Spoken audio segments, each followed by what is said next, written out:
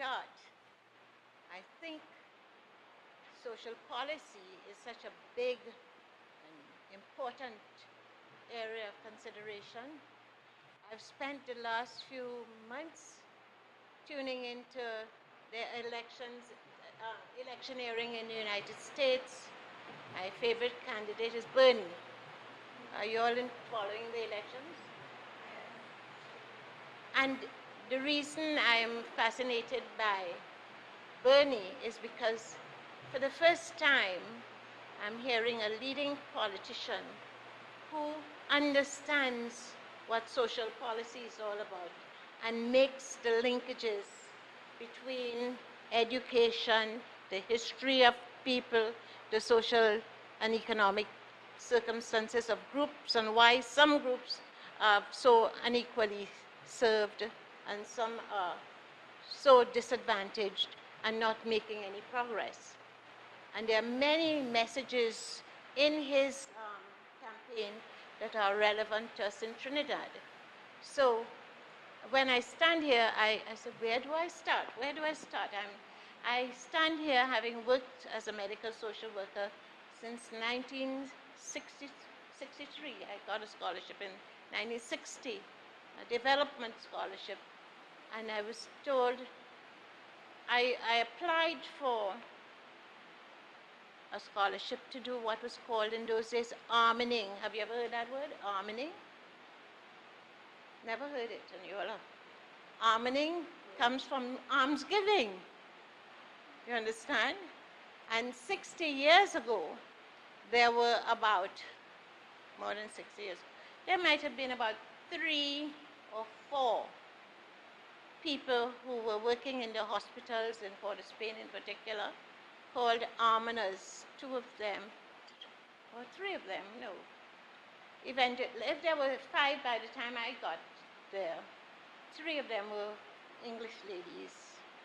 They came from a tradition of almsgiving that came right out of the ancient history of social policy in Britain, coming out of the history of church intervention, where the churches worked out a system to assist the most needy.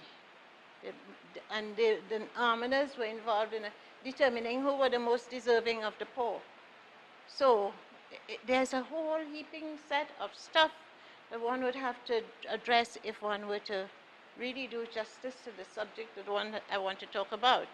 All I can say that in the more than 50 years of working as a social worker, I moved from medical social work at San Fernando Hospital, which was a very comprehensive response to people who had problems of all kinds, family problems, psychological problems, needs, practical needs, who were referred to the social workers in the hospital by the doctors. And the social workers were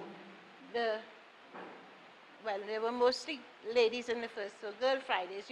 You respond at several levels. You respond at the level of concerns for the survival of families, the emotional needs of patients and families, putting them in touch with resources in the community.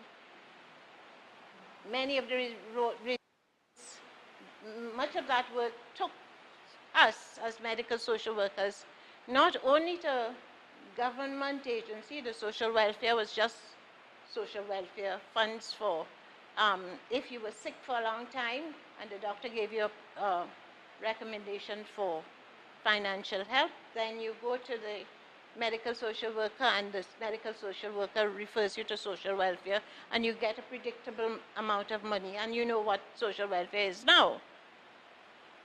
But we work between those. We worked. Yeah. Sorry? No, I'll stand because. Oh, I have to hold it here. Sorry. I certainly didn't come expecting this formal arrangement, so sorry about that. What I'm saying is that we responded to everything. Social problems, medical problems, problems of children having to go abroad for surgery. And for many years, I responded and saw the evolution of these social agencies in Trinidad and in San Fernando. So that when in 1922, 21, I remember when I was a little girl, not that early, but when I was selling these poppies on as little girls, we went around selling these for the Coterie Social Workers, and so I knew who Audrey Jeffers was at the time. I'm saying that a lot has happened since that time, and there are now hundreds of non-governmental organizations in Trinidad. So many that I've lost track of them now, probably about more than 700 I know. And the evolution, and there hasn't been an evolution from charity, the idea of charity, feeding the poor. Much of the work, early work, inspired by religious organizations, included looking after the most indigent, looking after the children, like the children's homes, St. Dominic's, St. Michael's, providing for the elderly, St. Vincent de Paul. And many of them inspired by religious organizations. I don't know too much about the Hindus and Muslims agencies that may have existed in the South. But as we went along, as needs were identified, usually by special interest groups, services were created, so that when you think of when did the School for the Deaf start, who started it, you would check that there were parents of deaf children. When there was the need for retarded children who were then so what we call now intellectually challenged children, but retarded home for retarded children, again started by the nuns. Later on, when there was need for a response to battered women, and that came quite late in the 60s while I was a young social worker, people whose mothers or mother-in-laws or what had been battered got together, businesswomen, and formed an organization. The first one that I knew about in San Fernando was a Business and Women's Club. A business and professional women's club started the first home for battered women in San Fernando somewhere in the late 60s, I think.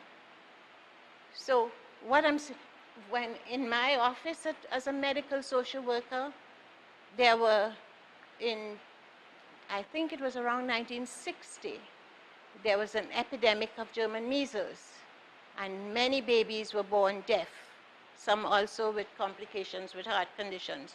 The doctors at that time were recommending that children be given hearing aids. In those days, the hearing aids were the size of the cell phones. And the children had to have ear molds custom made to fit their ears. And after an epidemic, I found myself in San Fernando Hospital with a referral. In the first instance, I thought it was about 20 children. I knew nothing about deafness and about hearing aids, so I called in the teachers from the school for the deaf. And as a result of that, outside my office on a Saturday morning, we worked on Saturdays, these two teachers, Mr. Pedro and Miss Catherine Donaldson, she's now dead, both of them are now dead, came and met with the parents and taught them how to educate, how to stimulate their deaf children, while we arranged to get the funding to provide these children with ear molds and hearing aids and so on. And by the time the children were 3 years and 4 years, the parents began to panic. Where are they going to go to school? And out of that, because the parents had been associating with each other, for those years outside my office, we started negotiating, and one of the leading activists in San Fernando, Dr. Gunnis, he joined the Association in Aid of the Deaf, and they donated a house in San Fernando, which subsequently became the School for the Deaf, and the parents were involved in raising funds and the starting of that organization, which eventually was taken over by the government and became the first school for the deaf in the South. What I'm saying is that the non-governmental organizations emerged in response to identified needs. I went away in the 70s and did a master's degree in population communications. Was focused on family planning issues. I came back and returned to San Fernando and continued my work. And we were responding to, as professional social workers, responding to other issues. For instance, young mothers who who were expecting babies, they were unmarried, they had no support, didn't know whether they would keep their babies or not. And so a group of us medical social workers, but also psychiatric social workers and welfare officers and community police, and a whole group of us formed a committee. We called it the South Social Workers Task Force. And we started talking about catering for the needs of these babies whose mothers weren't sure they could take them. And so out of that, we experimented with foster care. And, well, that led to a whole lobby. But up to now, foster care isn't well established in this country. But it started by professional social workers being concerned about what to do, how to help mothers who are not able to take their babies and not sure they want to give them up for adoption, but at that time had nowhere to go with them. I'm giving you the chronology of my career because over time, services that we tried to respond to were taken up by voluntary organizations. One such service was the community chest, which you might have heard about. When I was working in San Fernando, in Port of Spain, there was a lady called May Cherry, who was one of the very distinguished and committed social workers. And as fast as the doctors referred children with heart conditions for treatment abroad, she, without knowing where the money was coming from, was negotiating with doctors in hospitals in Canada and wherever to take these children, finding the money, begging funding organizations and family members to accommodate some of these mothers and their children in Canada, and getting the hospitals to write off the cost of treatment of patients abroad. So when we hear the discussion about the Children's Fund today, know that a service was existing a long time ago. Thank you. And what I'm going to stop there, but to say that it is hard to talk in 15 minutes about the evolution of a service. When I came to near the end of my career as a medical, I did some work, research in child abuse, and out of that came a committee that ultimately created the direction for people who are the board, who are the fundraisers, and you get the specialists who are the trainers, and you hold it all together. I cannot tell you that story. It has been a marvelous story of searching for curriculum, developing a participatory methodology, and sharing that methodology. The best achievement I can account for is the collaboration we had with the Tobago Foundation, which resulted in grassroots people in the community being trained to go into homes, visit mothers, and to support them in their parenting effort, and to train young men called gatekeepers to go into the community and do work with families in the community as well. I'm going to stop there because hopefully you get sense of what I've said, it is too much of a story to be told in 15 minutes. Thank you very much. Okay, thank you, Ms. Bishop. Now we would have Mr. Josh Drayton, who would give us his presentation. So this is quite interesting for me. I've learned quite a bit about the history of civil society in Trinidad and Tobago. This is almost like a crash course in CSO history. My perspective is from probably a different side of the fence, both as an academic researcher in civil society affairs and issues, but also as a board member for a few years in two relatively prominent civil society organizations in Trinidad and Tobago, and that's Transparency and Veneer Pond.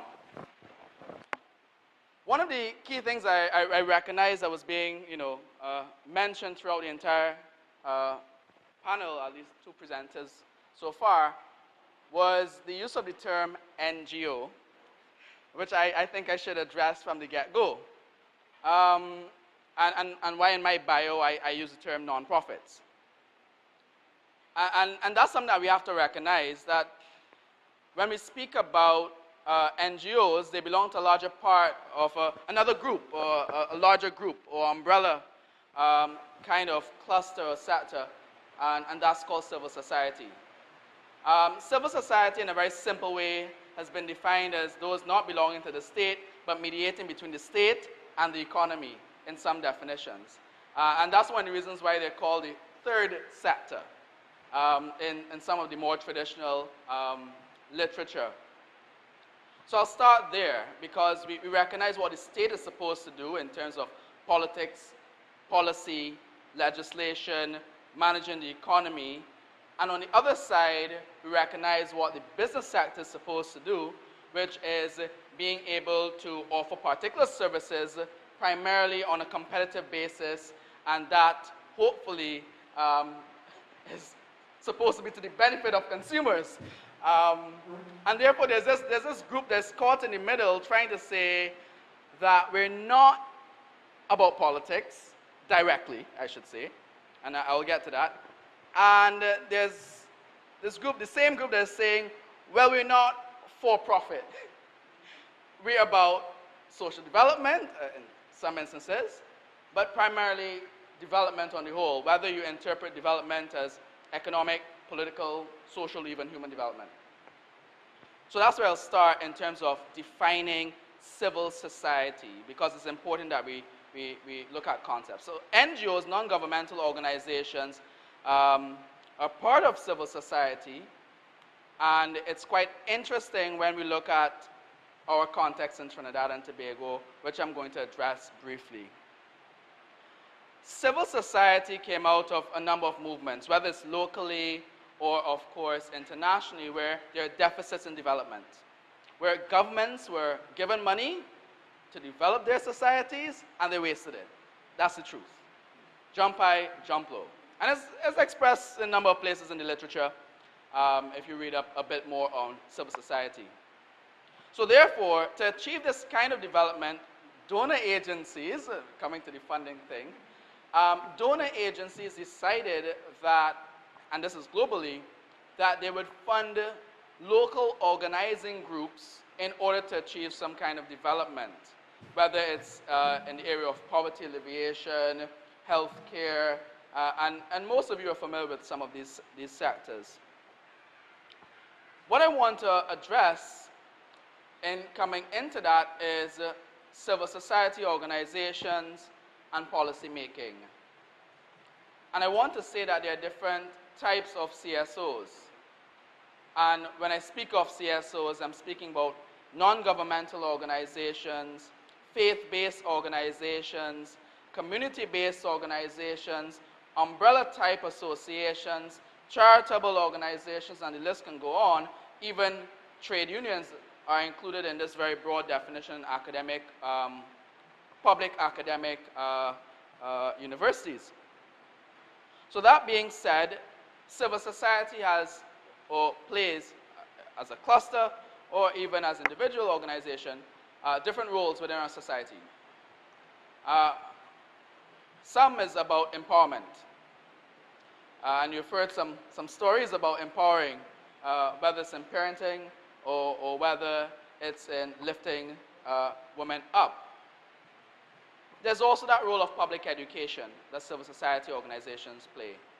Educating the public about sexual practices, for example, or sexual and reproductive health, just to name one area.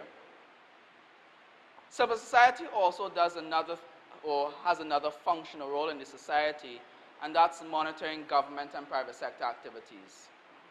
And it's something that we have to a less extent here in Trinidad, but there are a number of examples internationally that we can speak of. And some of you are familiar with some of these other organizations within Trinidad that would monitor environmental issues, that would monitor issues related to public participation, democracy, human rights, and that's also a part of civil society. And social development, because when we speak about development, we recognize that these silos between, or the relationship rather, that exists between economic development and the interpretation of economic development by the state and how people develop, we have to bridge that gap. So there is a relationship between economic development and social development that has to be done through monitoring government policy. But the major one that we all are familiar with is advocacy. And advocacy, in very simple terms, is really getting the attention of government. And we've heard some examples about the school feeding program as a major thing, or even in your experience, how governments, perhaps who weren't aware, become aware of these national issues and social issues, and therefore incorporate that into their policy and their legislation. So that's important in terms of policy making. So let's probably go a bit more into, that's the role of civil society. I'm trying to cover a number of bases, so using this, and I recognize, Dr. Cambridge is very strict on time. So let's look at Trinidad and Tobago and civil society.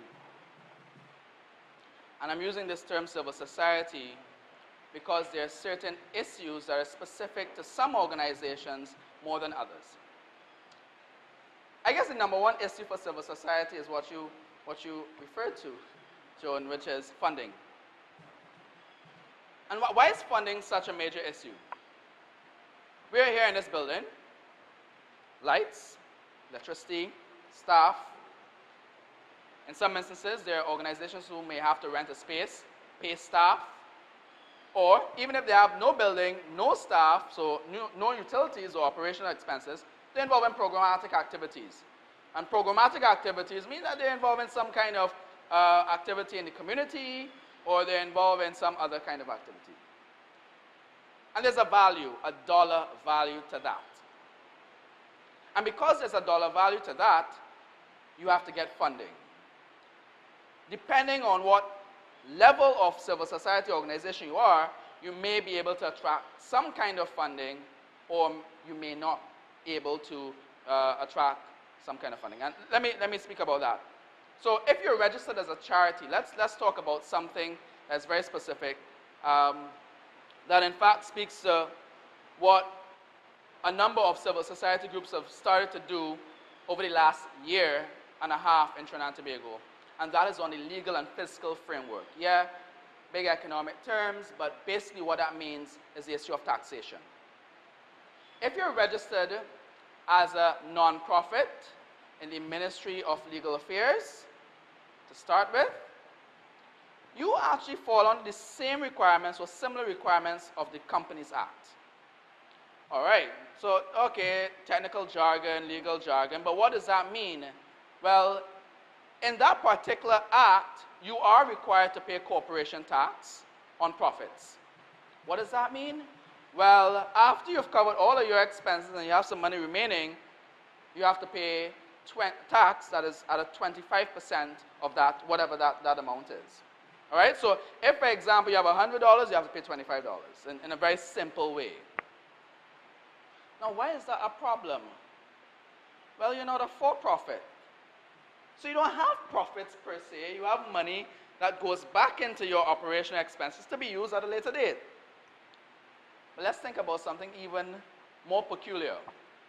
What if you receive money from a funder and your financial year runs as a calendar year, January 1st, December 31st, and that funder says, we're giving you money on the 25th, because it's Christmas, the 25th of December, for projects in the next year.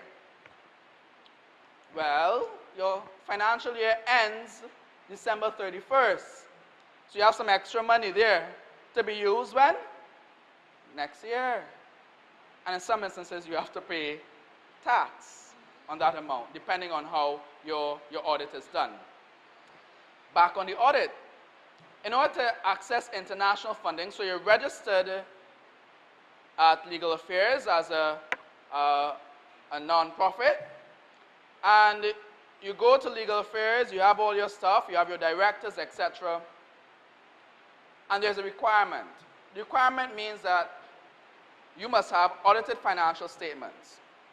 Cool, not a problem. Here's where the problem is. You want to access international funding from a number of donor agencies, whether it's UNDP or EU or any of these groups, international donor agencies. They would require certain kinds of information, sometimes 3 consecutive years of audited financial statements. So you must pay for an audit. Well, do you know what's the cost of an audit? Upwards of $10,000 unless you get someone to volunteer. You know, understand the issue? Yeah, this is where we get to the very practical component, because if you are a non-profit registered with Legal Affairs, you have this.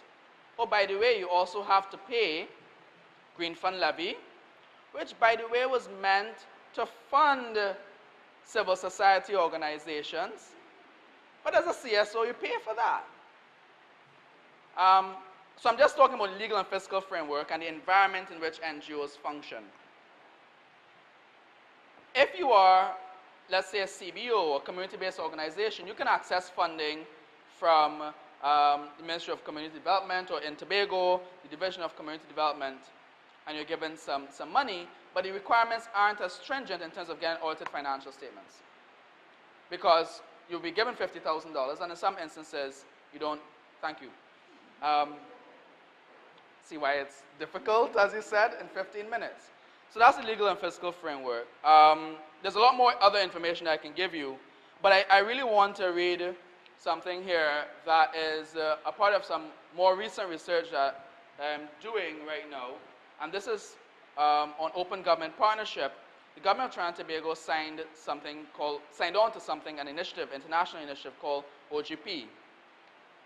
And they committed to this whole area of governance and the establishment of a civil society board. But in developing that commitment, they had to speak about the status quo. And I think this sums up how civil society is in Trinidad and Tobago. Not monolithic, of course. It's not civil society. It's different organizations competing. So I'll just read this quickly. And this is the status quo. This is really how civil society is viewed. Civil society shows weak organizational capacity, but at the same time, there is an increasing demand from the public to be included in policy development processes. There is a lack of mechanisms that involve civil society organizations on a regular and meaningful way in order to receive feedback during the public policy development process. Civil society and public policy, big gap, all right, because we're not very well organized. It's been estimated, the uppermost estimate has been 7,000 civil society organizations operating in Trinidad and Tobago. 7,000. This is the guy from the EU that did this survey a few years ago, about 2 or 3 years ago. That's how many. In the area of HIV and AIDS alone, there are over 100. All right, and they're registered in different places. So don't think you can just find the registration in legal affairs, because they're registered under community development and different areas, and they don't all have the same requirements. So some may have a constitution, but no audited financial, some may not have a very strict board structure, and there are so many other issues. But the point that I'm getting at in all of this is if we are to achieve some kind of development, whether it's social or human development and policy making, we have to move strategically away from heart activity, which traditionally civil society has been defined as, but heart and head, which means there's a particular process that has to be included and address issues of sustainability and governance. So given that I didn't get that 1 minute as yet, all right, so I'll stop here. You don't have to give me that 1 minute. I got a 3-minute marker.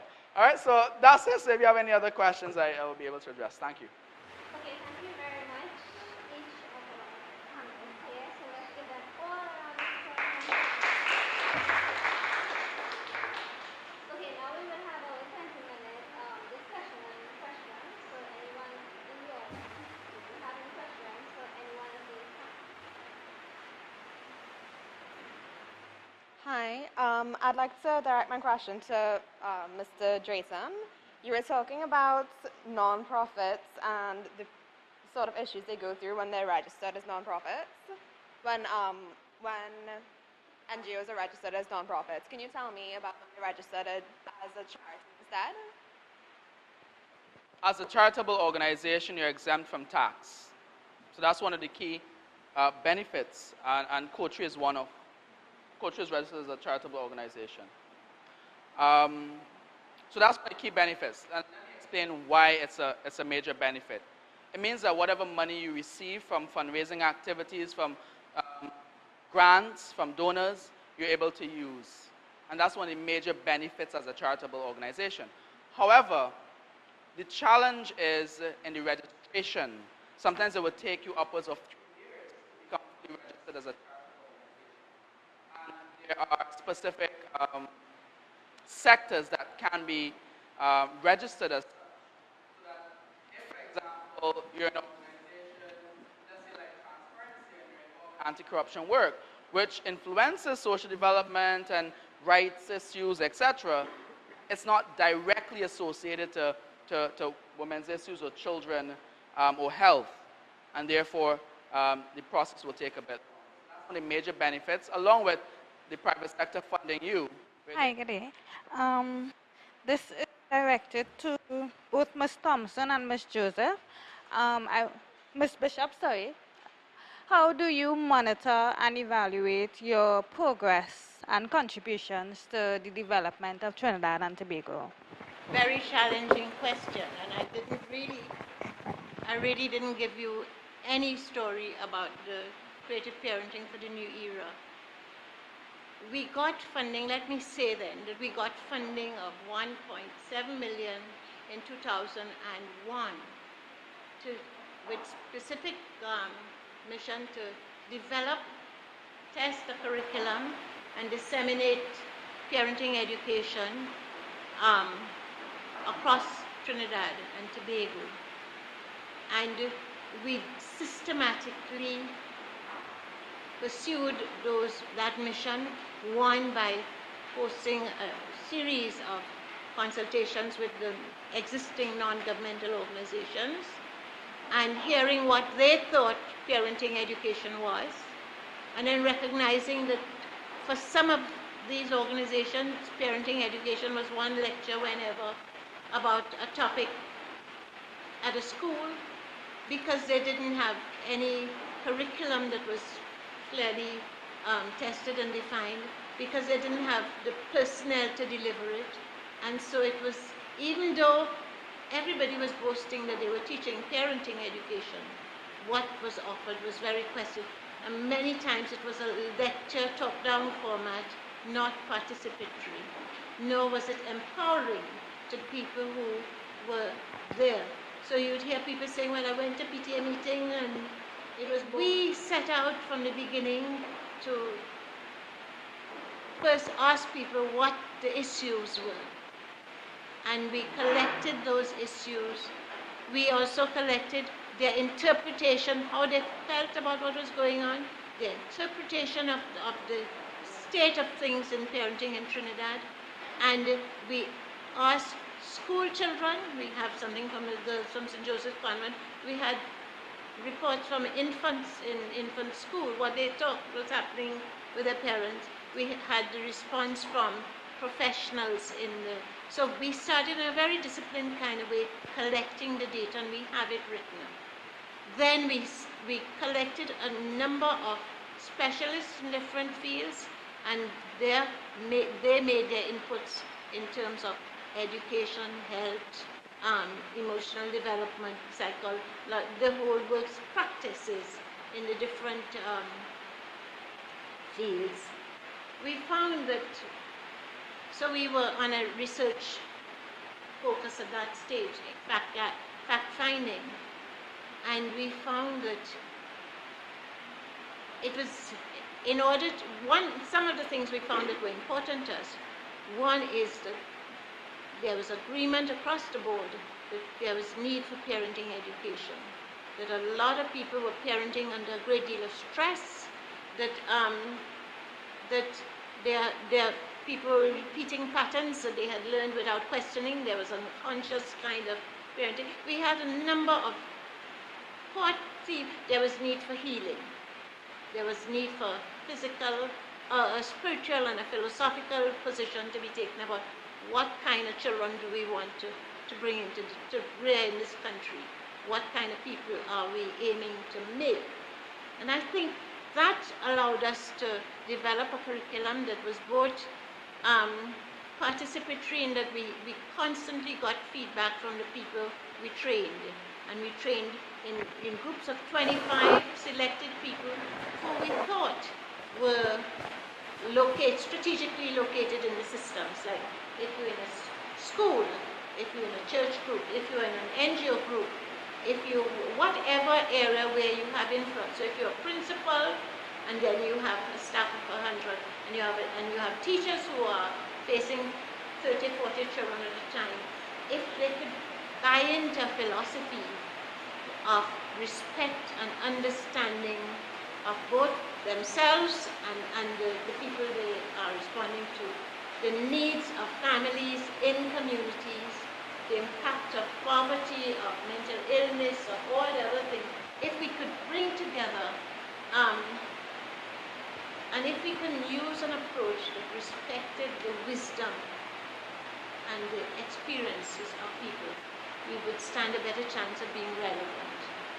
And so we did evaluate every training program. We had a list of questions, both in terms of how do you, quantitative and qualitative, how do you rate the presenter, and you could good, bad, indifferent, if you know, but, and what the content of the program, the organization of the program, and then how did it impact on you, how did you feel, what did you learn, what are you committed to do as a result. Okay, so we have had standard questionnaire, which is very exciting because we meet the most ordinary people and we find them so wise and so beautiful and so passionate in but we have had the privilege of having enough money when we started to put people through programs that were between 3 weekends from Friday to Sunday, would be 3 to 9 or even sometimes 4, and in residential settings. So we were really doing something very serious, and as we reported to our funders, they kept on sending us money, so that the evidence of the worth of our effort was based on both the fact that our funders agreed that we were doing something important, let's continue to do it, until they had changes in their staff and their philosophy. So I'm talking too long, but that's what I said. I can't describe what I'm doing. Can I hear the question again, please?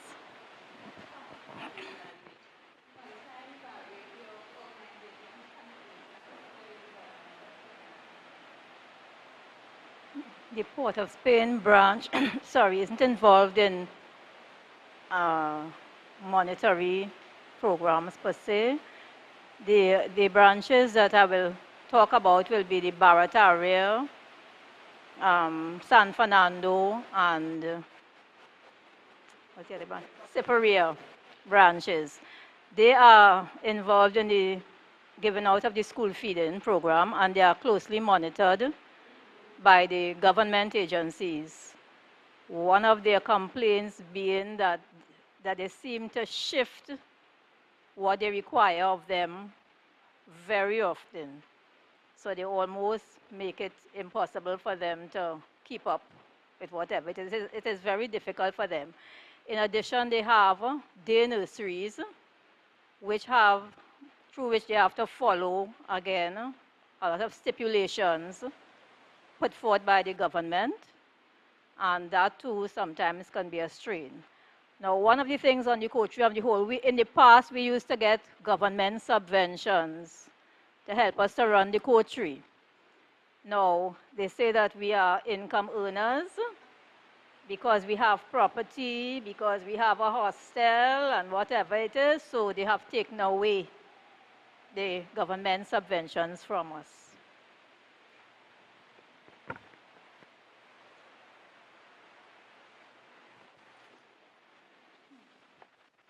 Hi, good day. I have several questions. So first I'll start with the main one. That's for, first I'll start with the main one for the whole panel. In the face of issues such as funding, fiscal and legal frameworks, as you stated, all NGOs' main priority is to promote social development, right? So is it feasible to have a organized universal NGOs to decrease the issues that are faced with these NGOs?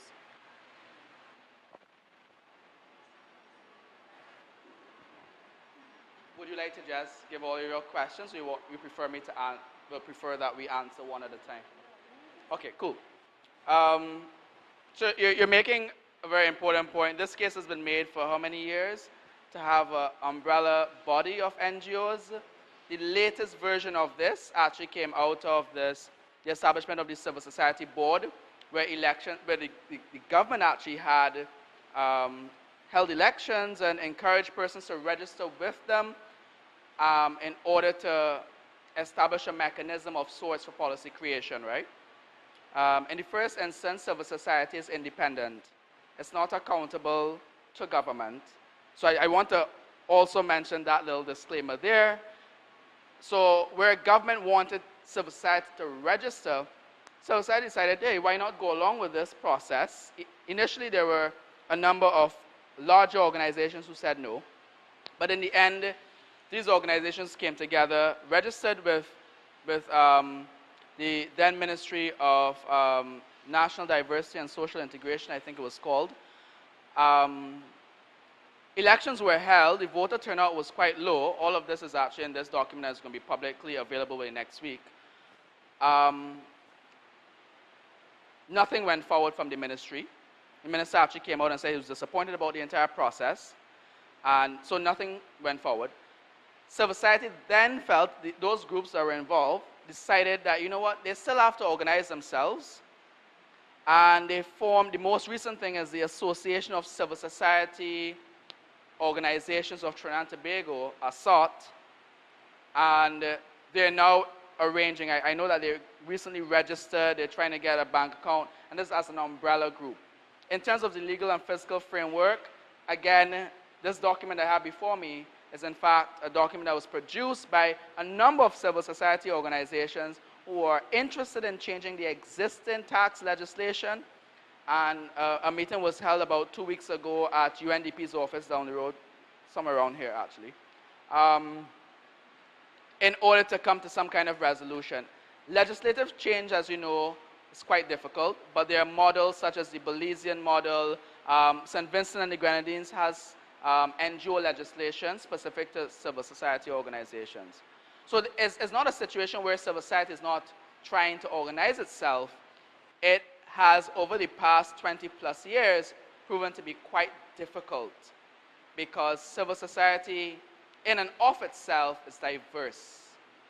And then there are also personalities, huge personalities. And I'll leave it as that.